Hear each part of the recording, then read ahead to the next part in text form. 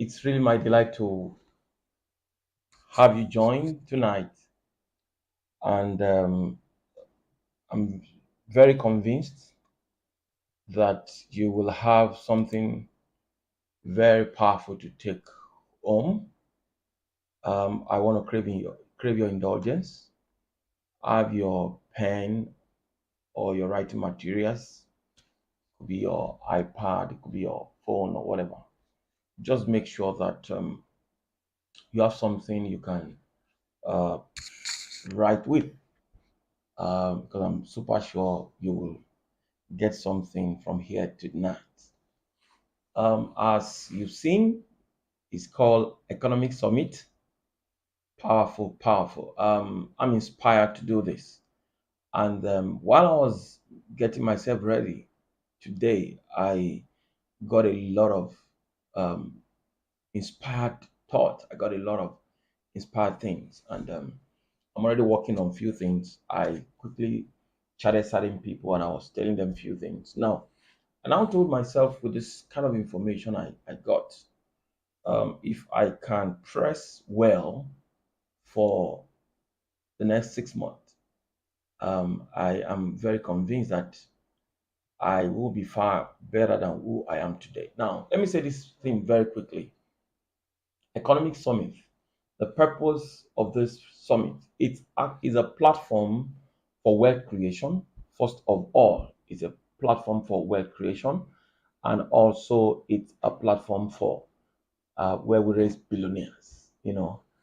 I in the last 6 7 years I have talked about raising billionaires. In fact, the short word is RB, and because I've read a lot of materials, and it amazes me how billionaires get things done with ease. But before they got there, I discovered that there were lot of things they did not do well. I mean, a lot of challenges on their way. And it got me thinking, okay, for instance, I was reading the Google Story, a book I picked some years ago, and I saw that the same time, was it Larry Page or Sergey Brin, one of them, when they created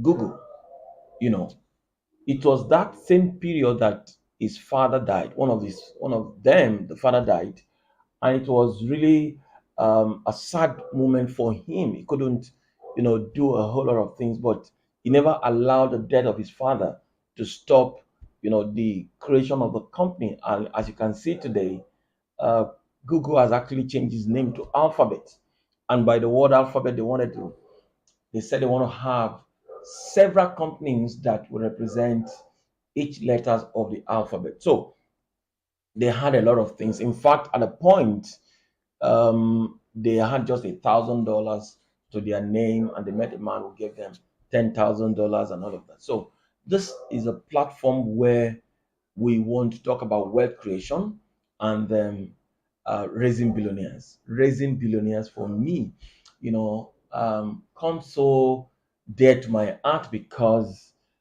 I've seen poverty, and I've tasted a bit of wealth, but I know that there is a place called there. We're not there yet.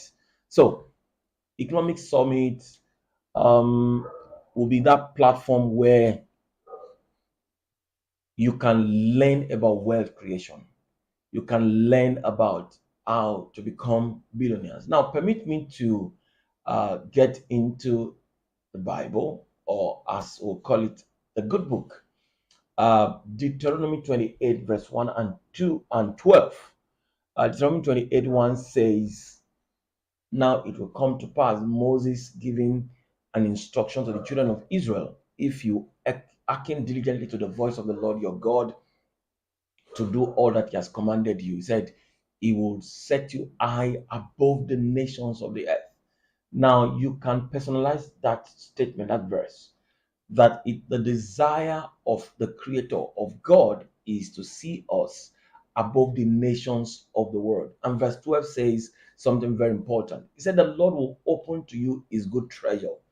He will open to you the heavens, to give the rain to your land in its season. So there will not be a season in your life when you not have rain, and it says it will bless the work of your hands. So pay attention. It talks about the works of your hands. So when we say that you're going to be creating wealth, you're also going to become billionaires. We're not talking about just something that does not exist. He said, "He will bless the work of your hands," and he said, "You will lend to many nations." That is the word for me. If he says you're going to lend to many nations, you must understand that lender to many nations is not somebody who will be struggling to pay rent. Is not somebody who will be struggling with some little things now. But I want you to know it doesn't matter if you are struggling, if that is your face at this time. And I'm super happy that you are the one that this platform is meant for.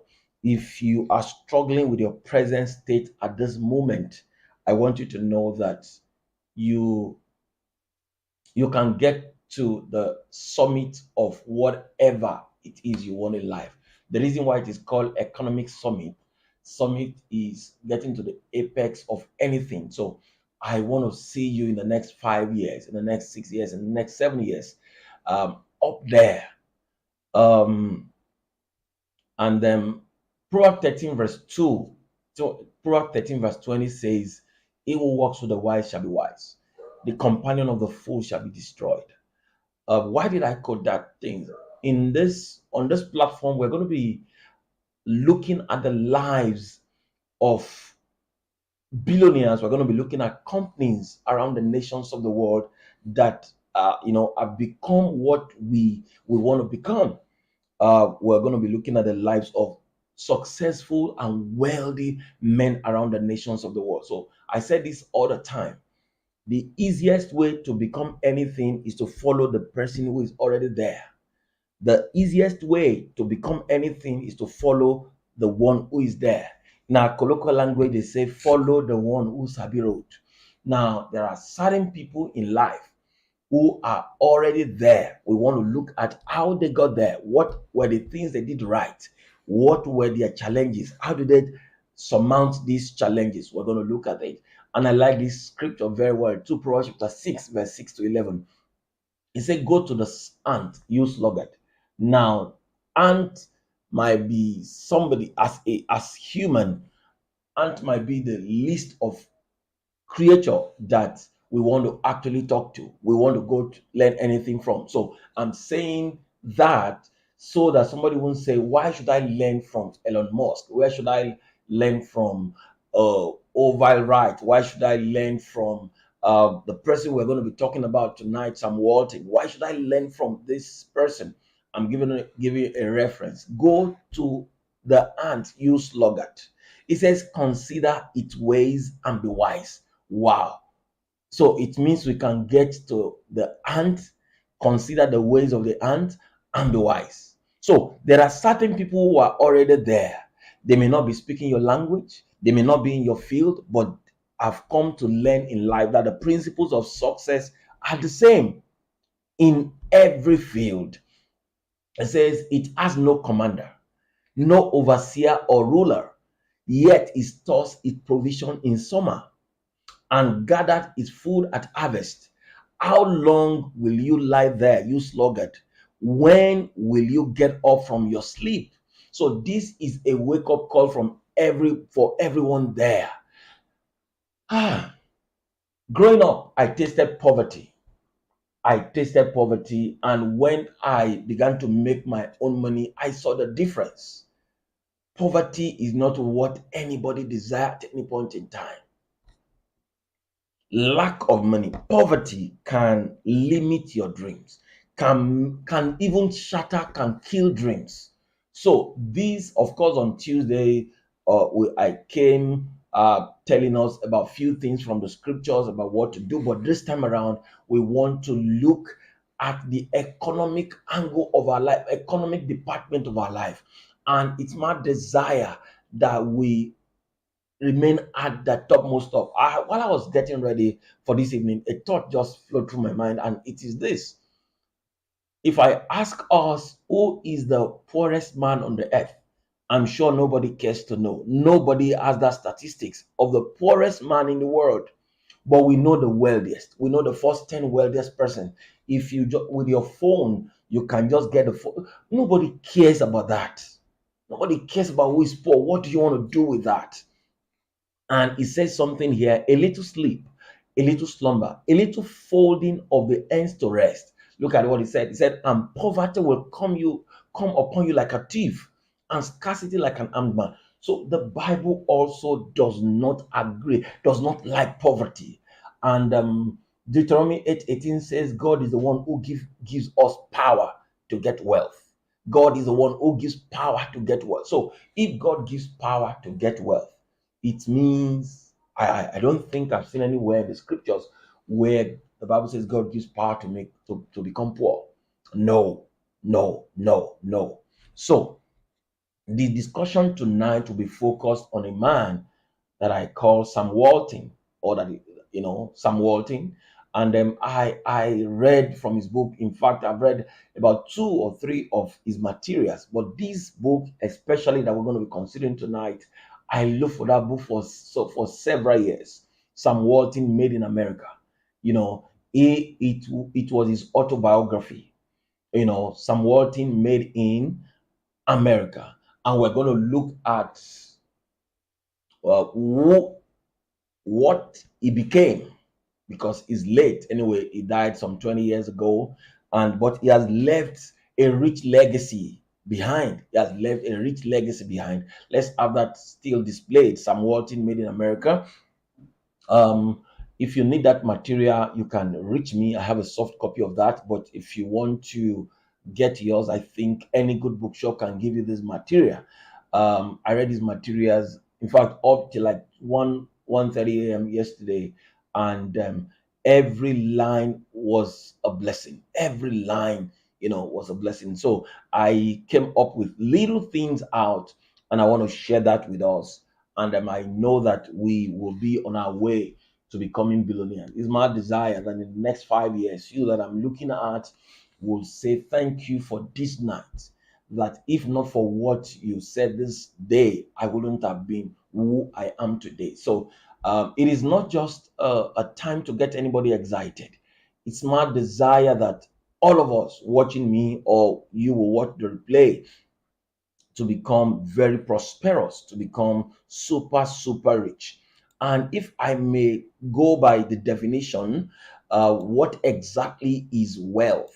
What exactly is wealth? We might want to look at and that a little here, and then it will help us. Wealth, means having abundant resources, having valuable and abundant resources. So I know an average person wants that.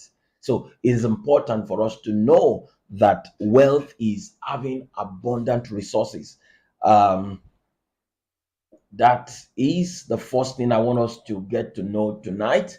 And then from the story of Sam Walton that we're going to be looking at tonight, we're going to be looking at his humble beginning to how he redefined retails. Now, I was in between Sam Walton and Richard Branson.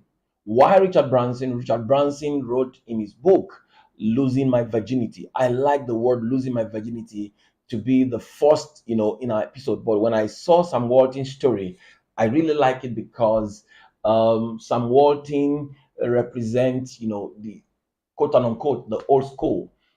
If you place Sam Walton side by side with Jeff Bezos, has brought retail online. Everything about Jeff Bezos is basically, Amazon is online, but Sam Walton started from the brick and mortar stores. So who is Sam Walton? Let me start by saying his full name is Samuel More Walton. Was is used now because he's late. Like I said, he died 20 years ago. Was an American business magnate, best known for founding the retailers Walmart and Sam's Club, which he started in 1962 and 1963, respectively. Walmart Stores Incorporated grew to be the world's largest corporation by revenue, as well as the biggest private employer in the world. That is displayed on our screen. If you need to use the screenshot, you can, just to have this information. Sam Moore Walton was an American business magnate, best known for, founding the retailers Walmart and Sam's Club, which he started in 1962 and 1963, respectively. Um, he was inspired by the early success of his dime store and driven to bring even greater opportunity and value to customers. Sam opened the first Walmart in 1962 at the age of 44 in Rogers, Arkansas. Now, let me quickly say something. At the age of 27, Sam Walton actually bought a franchise from Ken Franklin stores, and we're going to get there. He was passionate. He thought at a point that all he was going to do in his life was to sell insurance, because he was married to a lady whose father sold insurance, and he became very successful there. So, having married his daughter, he felt, okay, I want to be like my father-in-law. I want to do the same thing this man was doing. Now, I want to quickly say something. Sam Walton started Walmart Incorporation. Of course, it was formerly called Walmart Stores, permit me, Walmart Stores, at the age of 44. At the age of 44, I want that to ring to you, so somebody won't say, because you get to talk to a 30-year-old person, you get to talk to a 32-year-old person, and they felt they've wasted time. Oh, and what you hear them say is regret. Sam Walton started at the age of 44. So if you are 40, welcome. You have not. You are even younger. We'll still talk about this man, Jack Ma, the founder of Alibaba. He started at over that age 42. So because I talk to a lot of people, and you see that what an average person say is more like regret. If I'd known this thing 10 years ago, someone said this. I am sure, I hope it's a Chinese proverb, that the time you wake up in life is your money. So don't say that, oh, somebody has been doing it. You look at your friend that you graduated from school together, and he's been doing his business 5 years, 7 years, and you are living in regret. I want to say today, don't ever live in regret. That is important. Don't ever live in regret. Sam Walton started at the age of 44. So are you 40? Are you 42? Are you 45? Ensure that. Are you 40? Are you 44? Ensure that you give the best you can give. Don't, for any reason, live in regrets. Start from today. See, make it a point of duty that you will never leave this world unnoticed. Make it a point of duty. If you are a man, if you are a woman, whoever you are, ensure that your children are excited that daddy take a decision tonight.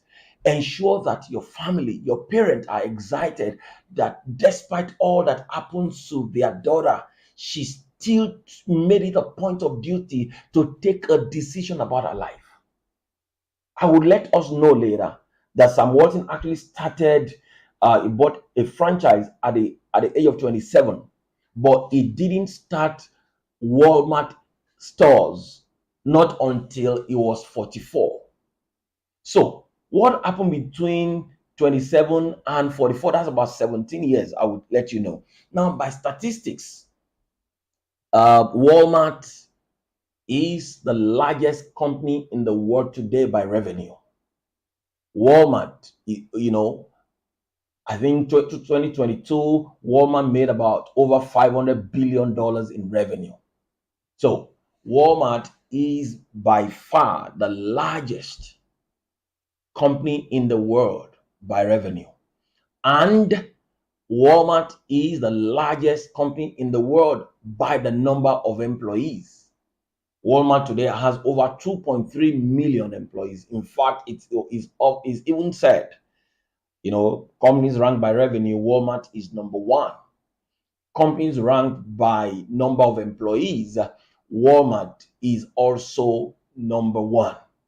It has over 2.3 million, what do you call it? Staff. Of course, what Walmart use most of the time is associates.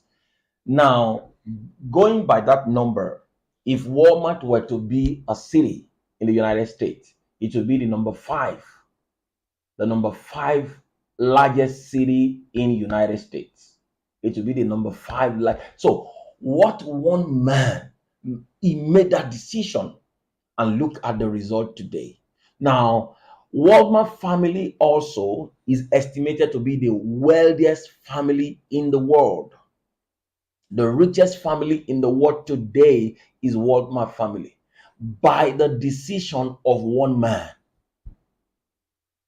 who thought he was going to end up his life as an insurance salesman. But by his singular decision, 40 years, 50 years after, the Waltons are the richest family in the world. The daughter, the three sons. Walmart happens to have four children, one daughter and four sons, and the three of them are among the top 10 or top 15 wealthiest in the United States today. I think the wealthiest of them has about 66.9 billion dollars by the decision of a man. Like I said, let it be on record that 5, 10 years down the line, your children will look at you and say, Daddy, thank you for the decision you made. No, but the way we say it humorously, if as I am talking now, I get a credit alert of $1 million, of a 200 million, 300 million, nobody frowns at credit alerts. So, what am I trying to say in essence is one man took a decision, and several years after, the family is still reaping over 2.3 million people are still enjoying it. That is what we call wealth creation. That several years, 20 years, son is dead, but the family is excited that their father made a decision, 2.3 million, and the company is the largest company by revenue till date. The company is the largest by the number of employees.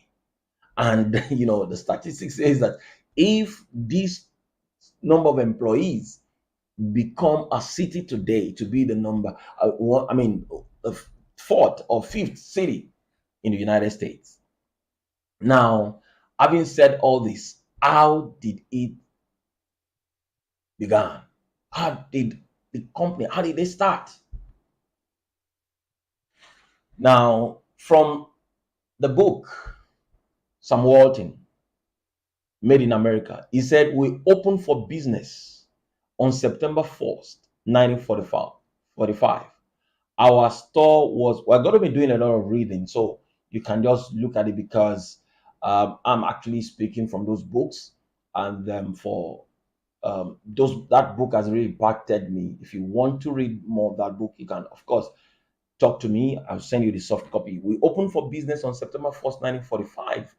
Our store was a typical old variety store, 50 feet wide and 100 feet deep. You see, when I read about these billionaires and you look at their history, how they started, how they began, it will marvel you. So you started from a place more like a cubicle, more like a sitting room, and see what it becomes today.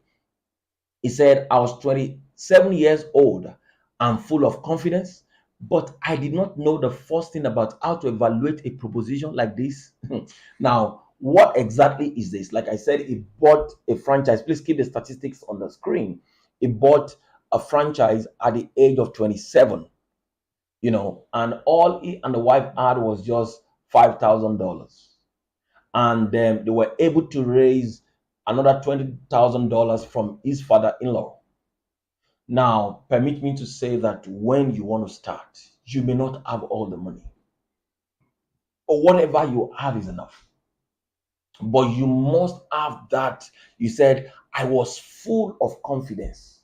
Each time you go to meet people that you need a loan for business, they are not exactly going to invest in that business. They want to look at your confidence level. I remember a young man came into my house a few years ago and he said, Pastor Femi, I want to go into this business. You know, I was quiet for about 7, 10, 15 minutes when the guy was doing the analysis of these things. You see, what tripped me when that young man was talking was his confident level. I said, even if this business is going to fail, I like the way you talk about it. So he had just $5,000. And at that time, 1945, $5,000 was a big deal. Even now, and the father-in-law gave him another $20,000. So, what am I trying to say from here is that the people you have in your cycle, in your close cycle, your father, your mother, your friends. Of course, I'm gonna talk about a whole lot of billionaires where it was their mom who what's the word now? It was their mom who stood by them, who said, even if you fail, I'm going to give you this amount of money. I'm going to, of course, the Bezos and the rest of them. So, and when he borrowed, $20,000, from there we saw that he said Eileen's father, Eileen was actually his wife. He said, my naive about contract and such will later come back to haunt me in a big way. Now, this is actually a quote from the book. I will tell you what happened later. Now look at the next slide. He talked about his lack of experience. That his lack of experience was an advantage. I mentioned that I was considering whether bringing a Virgin Atlantic Richard Branson story or what do you call it? Sam Walton that we're considering now because their story is very similar. Now look at what he's saying here. Please let's have the slide. Lack of experience, he said in that book, lack of experience was even an advantage. So because he did not have, so to say, well of experience, he said that was an advantage. Look at the reading. He said it was a real blessing for me to be so green and ignorant. How can ignorance be an advantage? Because it was from that experience that I learned a lesson which has stuck with me all through the years. You can learn from everybody. Did you see that? Please underline that word. You can learn from everybody. He said, I didn't just learn from reading every detailed publication I could get my hands on. I probably learned the most from studying what John Doan was doing across the street. I will let you know who John Doan is as we progress. Did you see that he said that lack of experience and ignorance was an advantage to him? Wow. So somebody will say, oh, because I don't have experience in this field, I'm not going in. He said he read every detailed publication. You want to be very successful, you want to create wealth, you want to become a super wealthy person. You won't do it just because you're ignorant. Yes, ignorance might be an advantage starting, but you cannot remain ignorant. He said, I learned from everybody. You're going to see it. He learned from everybody. While I was reading his story, I was getting excited. And every lesson I've learned, I'm also going to imbibe it, put it in my business, and making sure that I also am on that part. There have been few persons that have impacted me in life. I don't want to mention the name of those guys. Whether the story, I've not verified the story. So the reason I'm not going to mention his name. Few 1 2 years ago, he came on the limelight and he said, "Oh, he's from so and so part of Nigeria, and he did what through a party." And we saw all sort of things happen in that party. And they said this young man has been raising set of billionaires. So hence, when he needed to do something, people gathered around him, and so they wanted to say thank you to him for what he has done and all of those things. So I got inspired by that story. If that story is actually anything to go by or is true, wow, I want to be that. I want in the next 5 years, I want in the next 10 years for people to say, thank God you started Economic Summit. Is the reason why I'm a billionaire today. Is the reason I have 20 companies today. Is the reason why I'm doing what I'm doing today. So, I remember some 2, 3 years ago when I started talking about raising billionaires. Somebody who in my estimation seems a bit comfortable and wealthier than I said that he woke up one morning and was thinking about what I said to him. That, do you know, I've never thought about becoming a billionaire before?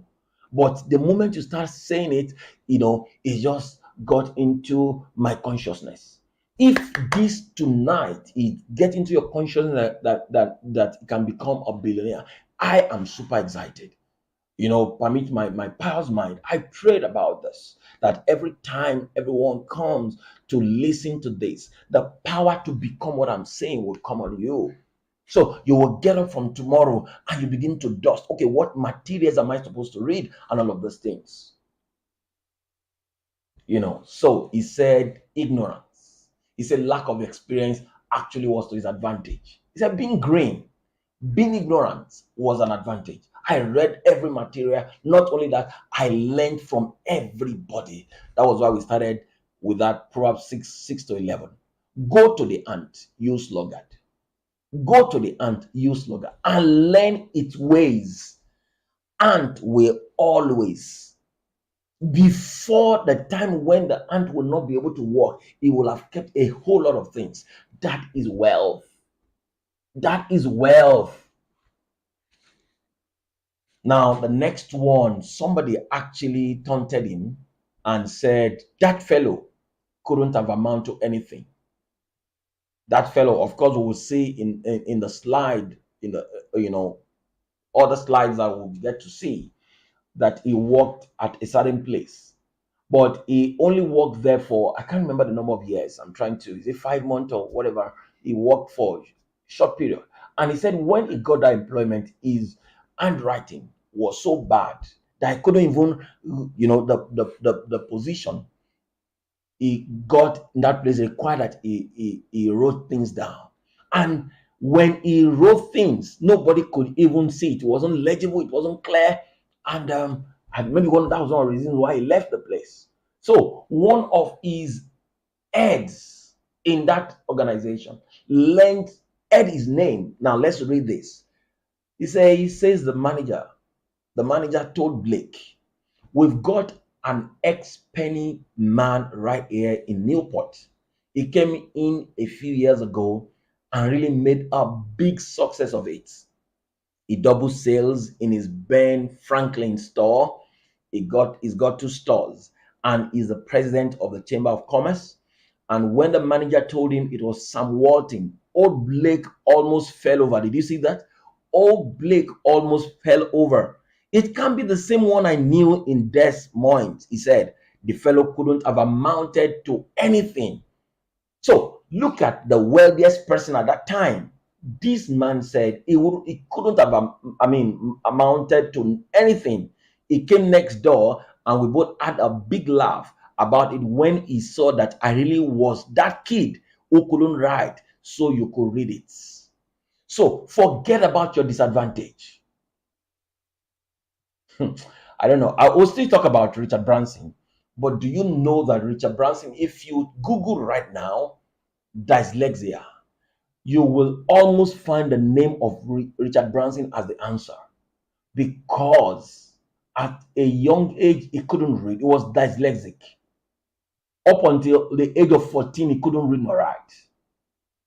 The same thing about Sam Walton. He said, no, no, no, no, this guy, so people will look at your present condition, look at your present situation. You live in a room and a parlor. You've not been able in the last 5 years afford, to take care of your family, or you've not been able to, the way we class people, or the way we define people. This Blake said, Sam couldn't, in his mind, he said, this guy would not amount to anything. But at that time, he owned 2 stores, Ben Franklin stores. So what am I trying to say here tonight is this. Don't let anybody write you off. Don't let anybody say you are late. We're going to, on this platform, you know, bring up the stories of men that are super, super wealthy, but have been told they will not amount to anything. You can see this man here.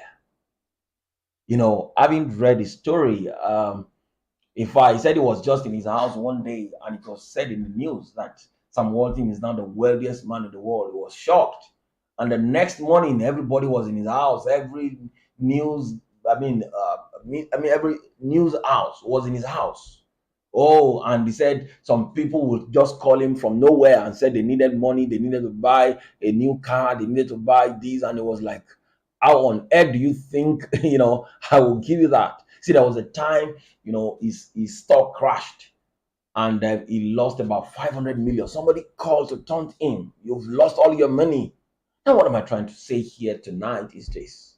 Somebody thought Sam Walton will not amount to anything. But when he saw him own two stores, he could he wouldn't, get more than this.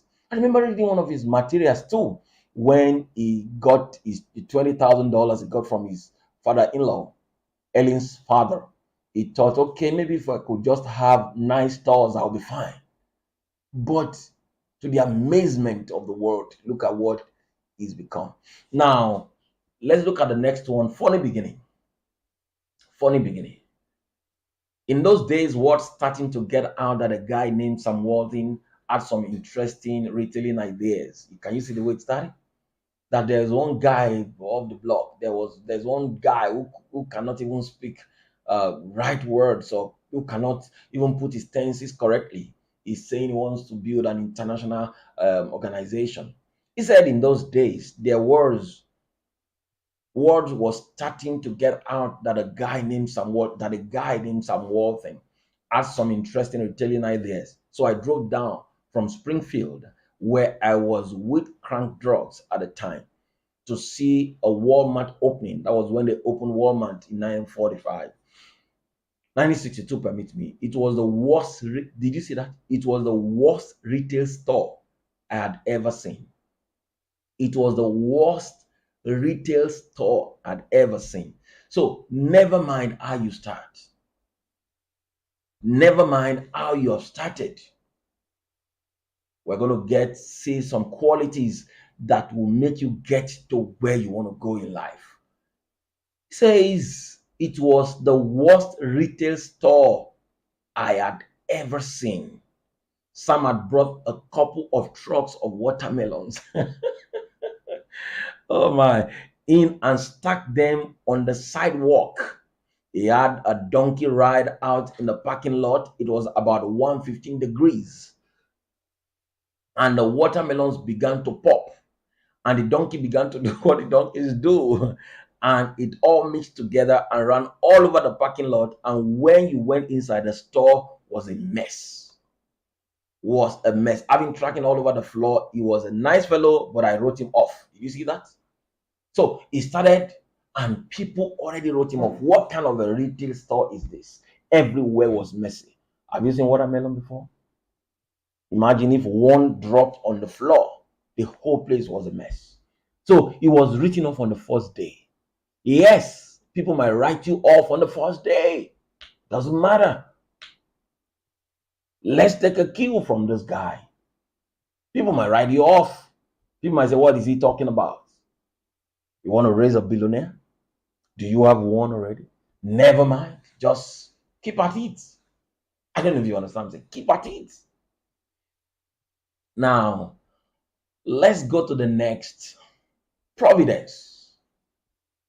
In life, I want to say it. I read a book by the former president of America. What's his name? Donald Trump. Is it Think Like a Billionaire or something like something? I can't remember the title of the book. In one of the chapters, he talked about luck. Now, look at what I call providence here. He said, my first exposure to the possibilities of retail had come in 1939. when our family happened to move next door to a guy named O'Martinley. He had been a barber in Odessa, Missouri, before he and his brothers. I hope you are getting that. Yes, let's look at Providence. Let's have it on the screen. I said my first exposure to the possibilities of retail. So pay attention to the things that happen to you. One of the books I've put together in this last few weeks to read is, I've read it before, I think once or twice, is Mary Kay. Mary Kay was a woman who was also written off. And then you see, like I said the word providence because there are certain things that will happen to us. There are certain things that will happen to you. They are what you need to take steps to where you're going. Did you see that? He said he had been a barber in Odessa, Missouri, before he and his brother started a variety store chain, which had grown to about 60 stores by that time. I will talk with him about merchandising, how to do it, how well it was working out for him. He took an interest in me and later even offered me a job. Did you see that? He never knew that he would, in at that time, get into retailing. It was by providence that the family moved close to that young man, and he and his brother started a chain store, and they had over 60 retail stores. Pay attention to the things that are happening around you. You see, I want you to know that for you to become a billionaire, for you to become a super wealthy person, you need a product. You need products. You need services. So there are certain things. Our experiences might be our product. Our experiences might be our services. Providence. So he was staying side by side with that guy, and that guy took him in, offered him a job. He didn't know he was raising a future billionaire. Apparently, maybe he was in his teens, because if he bought his first what do you call it? His first retail store from what do you call it now? Um, Franklin stores at the age of 27, maybe was probably very young. Now, what was his first retailing experience? I mentioned it earlier. He said, my only experience was the penny job. But I had a lot of confidence that I could be successful on my own. Imagine you are sales board and nobody knew, but you were already paying attention to a whole lot of things. So what am I trying to say here is this. It's important we get to know this. He got an experience at penny job. And look at what he said. Of course, he was in the army, and he said, our last army posting was in Salt Lake City, and I went to the library there and checked out every book on retailing. I checked out every book on retailing.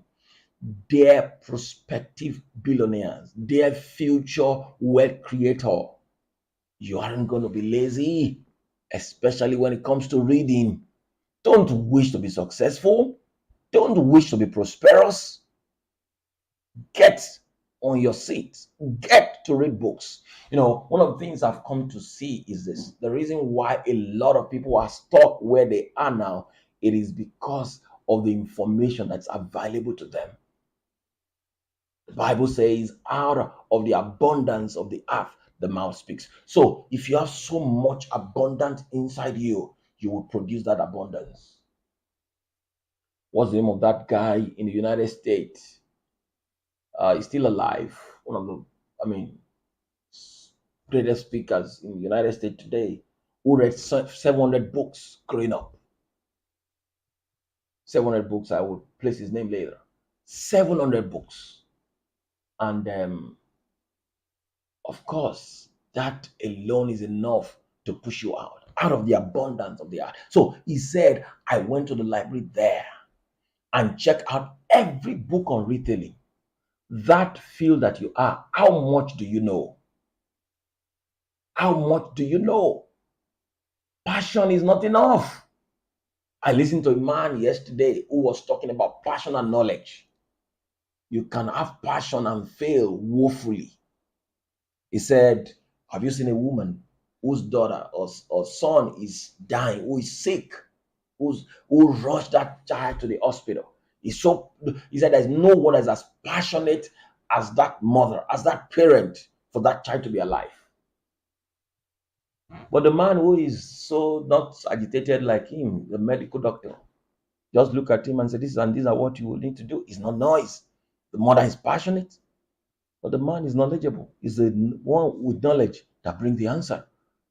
So they are prospective billionaires. They are future wealth creator. You're not going to get to have all those success by just wishing it. You are going to burn night candles.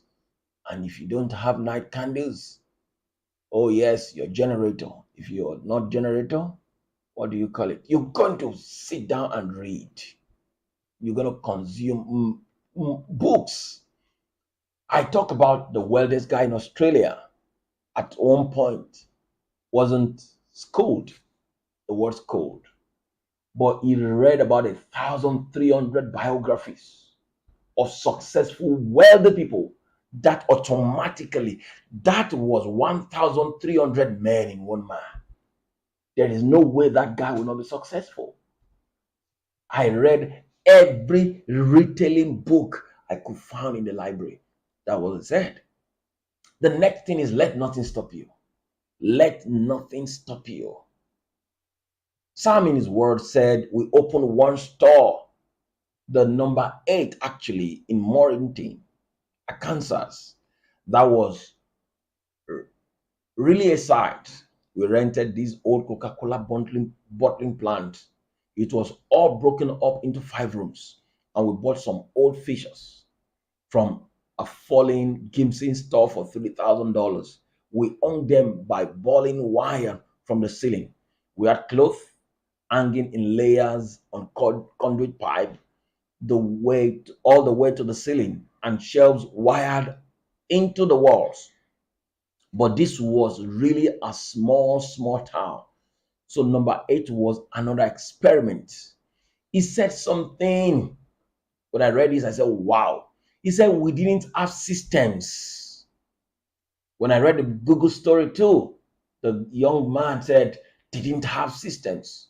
In fact, when they got their first, what do you call it, manager, Eric Schmidt, said, as at the time he got there, Google never even had an Excel to prepare their financials.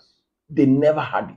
He said just they were having a meeting in the office one day, and a dispatch just came to deliver us a jacket, and everybody was surprised because what do you call it? The Google boys, Larry Page and Sergey Brin, had just dropped their credit cards for everybody to do any buying. They were given $25 million by 2 angel investors, and they used it up. And they told Eric Smith, if you believe very well in this, what do you call it, in this vision of Google, bring $1 million. Oh my, where those guys got from, still a mystery. That Eric Smith said when he left them, he said there are 2 things he concluded. This guy will be super rich, or they will destroy themselves. And look at it today. There was a time I read about this guy when they become centibillionaire. Centibillionaire are people who have crossed the $100 billion mark. There are not so many of them in the world. He said they were sleeping, and both of them made about $25 billion just sleeping and waking when their stocks rose. I remember having a friend who says, when they were making hundreds of millions, he said, please talk to me. I like the sound of hundreds of millions. I like that sounds of billions. If somebody say what we have now in our account is about 700 million, you will say, yes, I like the sound. Nobody want to say he has just $1,000 or 1,000 naira, whatever, amount is there. That is insignificant.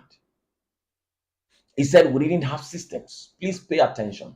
I'm saying to that person who is just starting. I'm saying to that person who is about to start. Don't let anything at all discourage you. Don't say, oh, because I don't have an MBA, I'm not qualified to start. No. You, of course, if you have joined for a while, you will remember that I said, it said that being green and being ignorant was to their advantage. He said we did not have ordering programs. Now, he said we didn't have a basic merchandise assortment. We certainly did not have any sort of computers. Did you hear that? They did not have any sort of computers. And by the way, when they started Walmart, he had made a lot of money. A lot of money. Let's go. He said that, in fact, when I look at it today, I realized that so much of what we did in the beginning was really poorly done. Was really poorly done. But this title is Let Nothing Stop You. People might come and said, oh, I remember when we started our school then. We actually made a cast, concrete cast, and placed it on a gutter. When the children have gone, we'll open the cast, concrete cast, and quickly sweep the waters away, and there we go again. We were there for a year. I had this unusual courage to start it. I started my school then by saying it's an international school. I remember a lady came to my mom's store that because the school was just in our compound.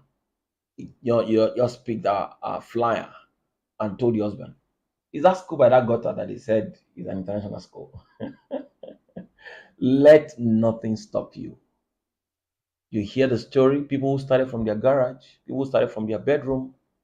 Mary Kay was told by his lawyer, Mary Kay, by his attorney, was told by his accountant that she was going to fail. But despite all that, just like what do you call it? Sam Walton call it. It says swimming upstream against the tide, swimming upstream. He said, but we managed to sell our merchandise as low as we possibly could. And that kept us right side up for the first 10 years. That and consistently improving our sales in this smaller market by building up. Did you see that? So despite all that happened, he kept pushing. And what kept him pushing? It was the quest to know more. The quest to know more. Let's look at what he said here. Somebody said, I first met Sam in 1964. Okay, not someone. It's a manager of a store. He said, I first met Sam in 1964 when I was in charge of data processing at Ben Franklin's store. It was our biggest franchisee. He had already opened the Rogers Walmart, and he was up in Chicago trying to convince our officers to franchise his discount store in small towns. They gave him a flat no. After the meeting, he came back to see me and moved right on to the subject of computers. 10 years after, no computer. He wanted to know all about how we're using them, and now we're planning to use them. You will get to laugh reading this. And he took everything I said down on his yellow Lego pad. The next day was Saturday. This is where I laughed when I was reading it. And I went shopping, dressed in a pair. Now, this was the manager who he was talking to on a Friday. And he said the next day was Saturday. And I went shopping, dressed in a pair of mangy cut-off jeans. At the Kmart near my house, I walked over into the apparel section and saw this guy talking to one of the clerks. I thought, geez, that looks like that guy I met yesterday. What the heck is he doing way out here?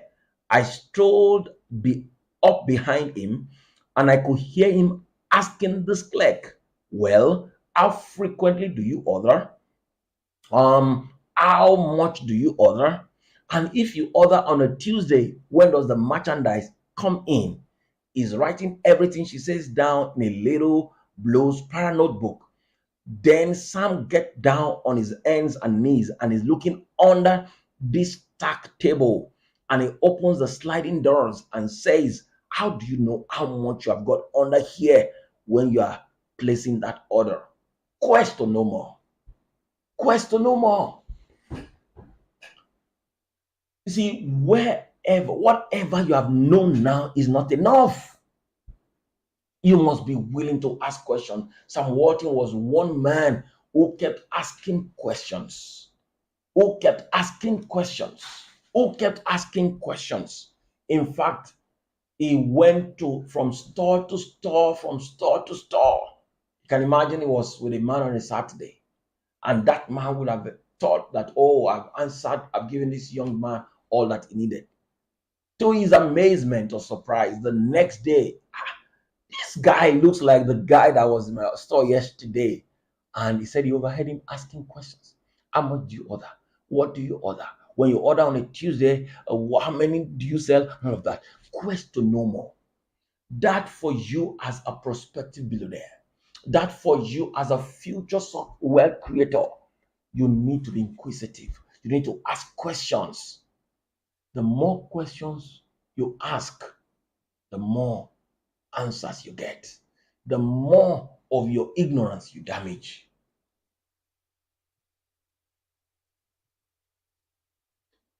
Yes, the next thing is gave credits that one of the things that made him so successful is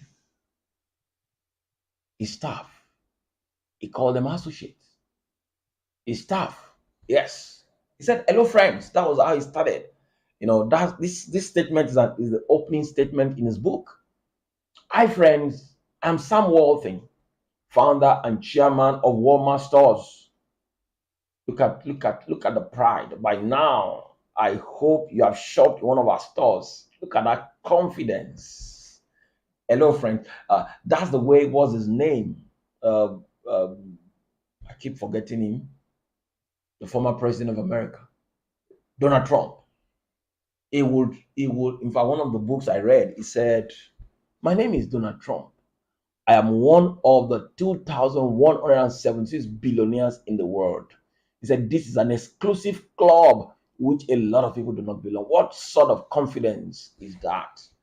He said, "By now, I hope you have shopped in one of our stores or maybe bought some stock in our company. If you have, you probably already know how proud I am of what is simply the miracle."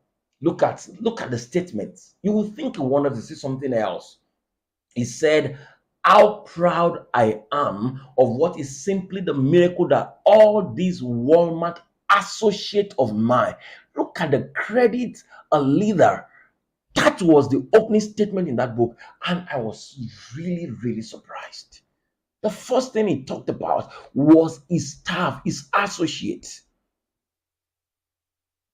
He said, and he put it again. He said, "Simply the miracle that all these Walmart associates of mine have accomplished in the 30 years since we opened our first Walmart here in Northwest Arkansas, and which Walmart and I still call home. As hard as it is to believe sometimes, we have grown from one little store into what is now the largest retailing outfit in the world." I want to sound like a pastor, that one day your story will be like this. When you will say, from one little kiosk, from that small garage, see what we have been able to achieve. Wow. And he started by saying, "Credit goes to my associate." And he went on to talk about ordinary people. Ordinary people. I like the statement. He said, "As I do look back, though, looking back at all that we have done, I realize that ours is a story about the kinds of traditional principles that made America great in the first place. He said it's a story about entrepreneurship, one, is a story about risk. Please note this. Is a story about entrepreneurship, is a story about risk, is a story about hard work. Risk is contained in whatever will take you to become super wealthy. Risk is contained in what will take you, will make you one of the wealthiest in the world to become a billionaire. He said it's a story about entrepreneurship, it's a story about risk, and it's a story not for the lazy, for the hard working person. He said, and knowing where you want to go and being willing to do what it takes to get there. Vision. Vision. In this statement, he was talking about ordinary people, but he said it is a story about entrepreneurship, it's a story about hard work, it's a story about risk. You must know that risk is involved. Of course, the $20,000 he borrowed from his father-in-law, he said he paid it back in 2 years and went again to borrow. In fact, I was reading about the family, which is not contained in this slide. He said the daughter, Alice Walton, said that they, of course, they said they use a lot of debt, borrowing to open new stores.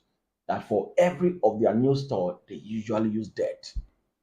Now, Alice said there was a time he was talking to his friend and she was practically crying that dad is owing so much that and he will not stop opening new stores.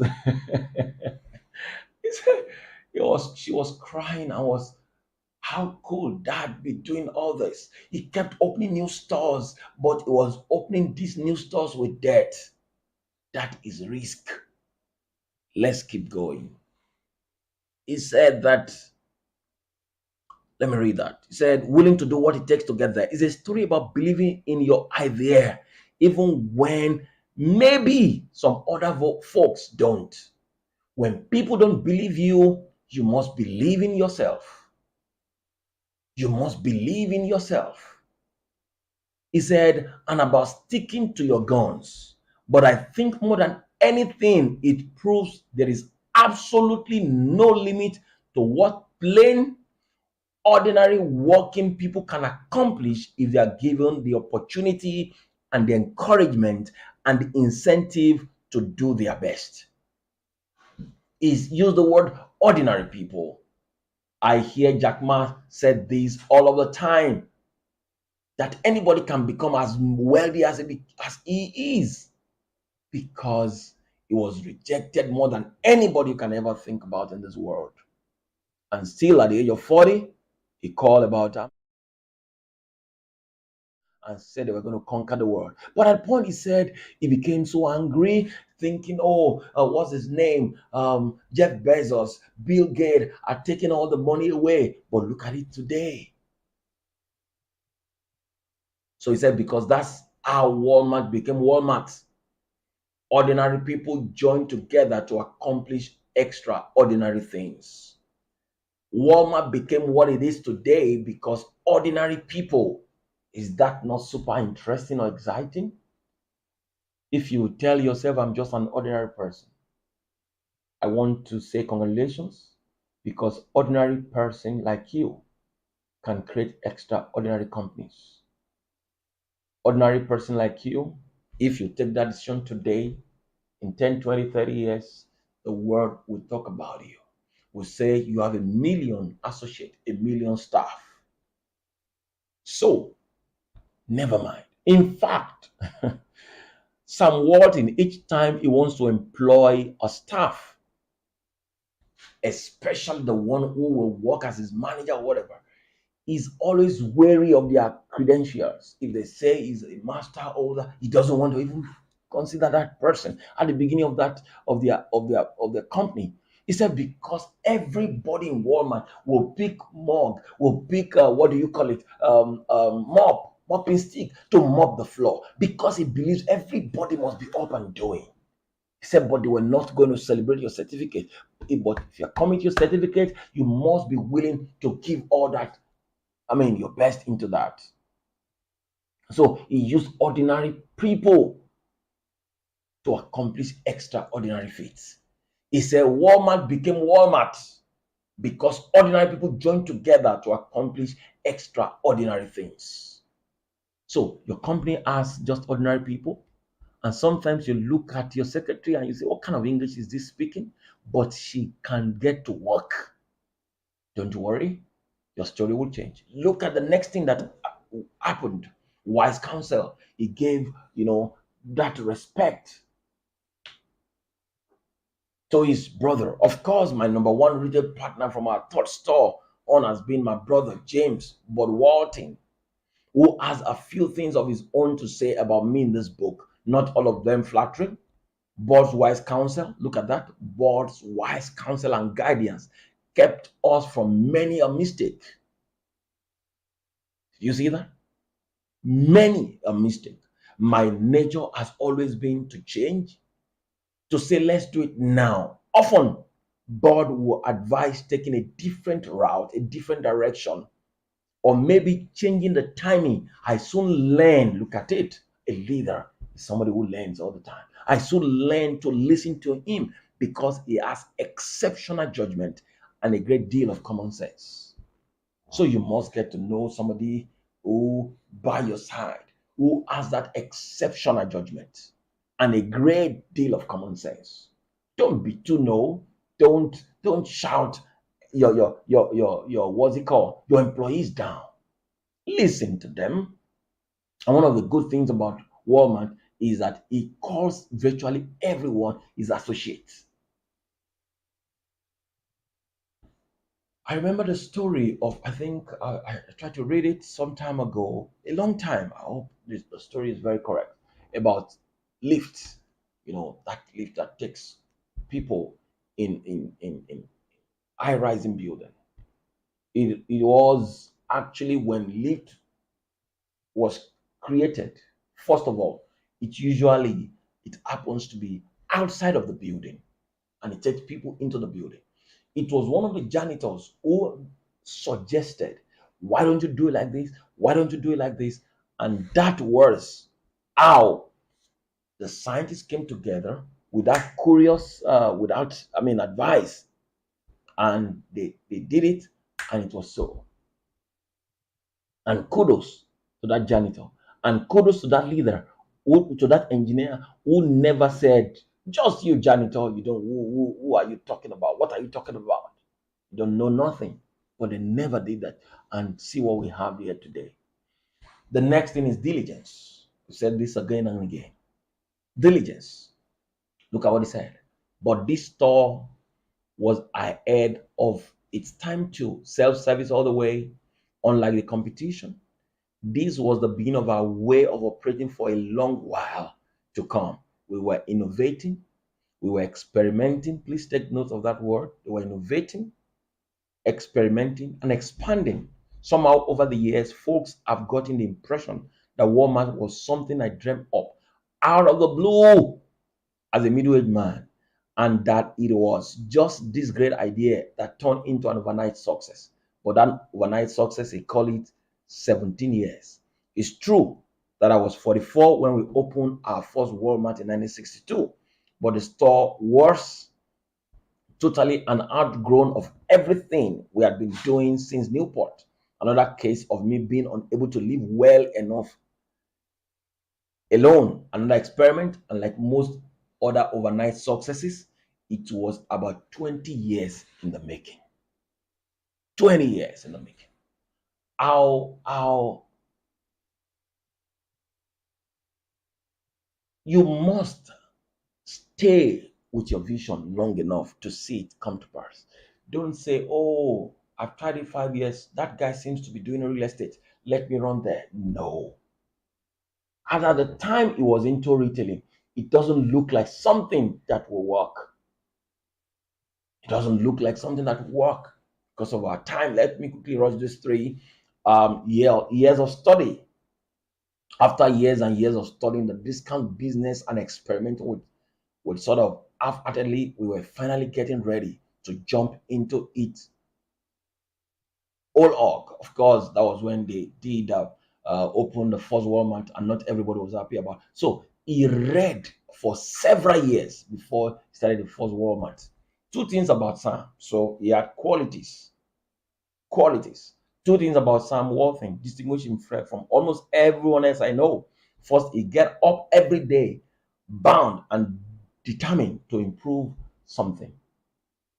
As a leader, as a future billionaire, as a future success creator, you must know that you must get up every day to improve yourself. I was listening to a billionaire a few days ago, and then I think I said it on Tuesday. I was asked, "How did you transition? How did you transition from $1,000, $5,000 to becoming a billionaire?" He said, "A lot of time people have asked him that question." He said, what he kept saying is, "How do you grow from 4 to 20?" Or how will somebody ask, "Oh, you are 20. How did you grow from 4 year old to being a 20-year old?" He said what he did was that every now and then he was making his day better than yesterday. He was making his today better than yesterday. So you must keep improving on your everyday. He said he get up every day, bound and determined to improve something. Second, is less afraid of being wrong. Is less afraid of being wrong than anyone I've ever known. And once he sees he's wrong, he just shakes it off and heads into another direction. So, as a leader, don't be afraid to be wrong. As a leader, don't be afraid to be wrong. As a leader, don't be afraid to be wrong. He also mentioned healthy competition. Healthy competition. Talked about healthy competition. Good. It turned out there was a lot to learn about running a store. And of course, what really drove Sam was that competition across the street.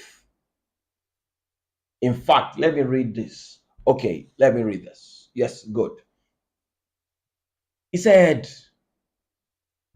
Sam was always over there checking on John, always looking at his prices, looking at his displays, looking at what was going on. He was always looking for a way to do a better job. I don't remember the details, but you see, he said something. In fact, I read that. He said the staff will go to the stores across them to go cram all the prices because their what do you call it? Their selling point was to sell below prices and customer satisfaction. So they will go cram the prices so they can just have their low prices. And he said something again that when the store is closed, they will go into their dustbin, pick all their papers to be able to get the prices and get to work on it. Competition. He said, if I had to